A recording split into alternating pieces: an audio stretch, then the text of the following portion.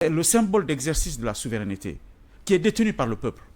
Les autres détiennent la souveraineté à travers le peuple. Parce qu'on dit que la souveraineté appartient au peuple. Tout à fait. Qui l'exerce par référendum ou par intermédiaire de ses représentants élus. On pouvait dire tout simplement que la souveraineté appartient au peuple qui l'exerce par référendum. Parce que le référendum, c'est le moyen le plus sûr pour le peuple de se prononcer, de juger, n'est-ce pas, un projet ou quel que soit un programme qui est soumis à son appréciation.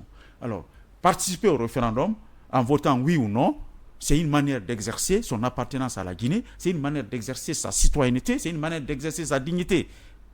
Le vote, selon la constitution guinéenne, est à la fois un droit et un devoir. J'amène tout le monde à lire sa constitution guinéenne.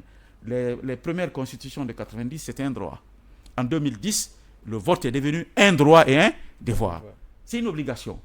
Parce que ça permet d'éviter naturellement l'exclusion, l'excommunication et toutes les formes de marginalisation de la société. Parce que c'est pourquoi on en a fait une rigueur et une obligation constitutionnelle. Donc, je tiens à répéter ça pour les juristes qui croient qu'ils ont le monopole de l'interprétation des textes, les dire tout simplement que le vote est à la fois un droit et un devoir en Guinée, selon le droit guinéen.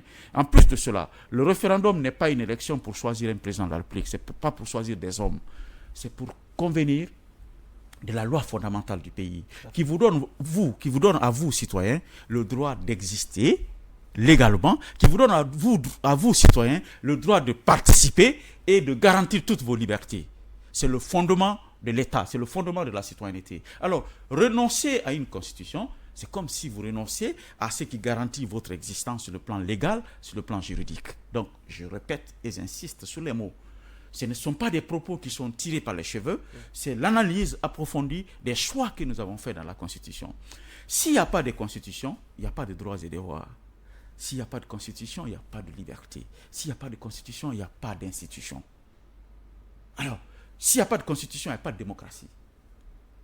Alors, choisir, se prononcer sur cette Constitution-là, c'est comme si vous validez votre propre identité démocratique, votre propre identité juridique.